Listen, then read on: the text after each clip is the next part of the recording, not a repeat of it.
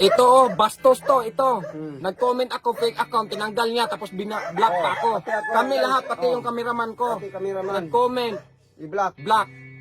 Guys, naman, please naman. Yan guys, oh. So, tandaan nyo, oh.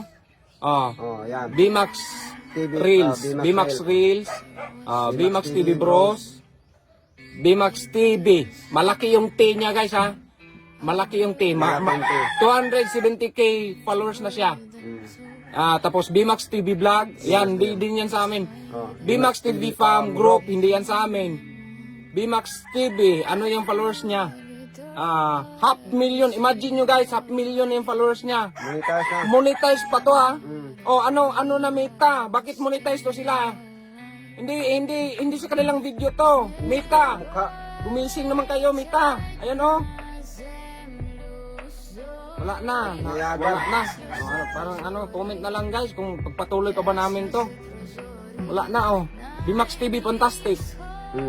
Yan, BMAX TV official page. May official page pang mga loko-loko. BMAX TV Vlog. Di sa amin yan.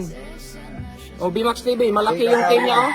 Magbibigay ako ng GCash at mamimili ako sa lahat ng mga subscribers sa YouTube channel namin.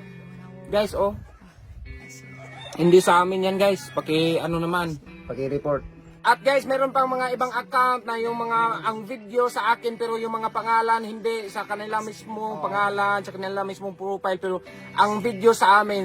Buti sana kung ano lang, yung reaction video lang ginagawa nyo tapos may kumpleto kayo sa mga description kung sinong may-ari nito. Yan, okay yan. Pero kapag wala guys, kapag hindi kumpleto yung mga description kung sinong may-ari, paki-mention ako guys, paki-report ang video guys, pati sa YouTube, merong mga nag-reaction video sa akin, kung kumpleto naman, okay naman yung guys, wala namang problema.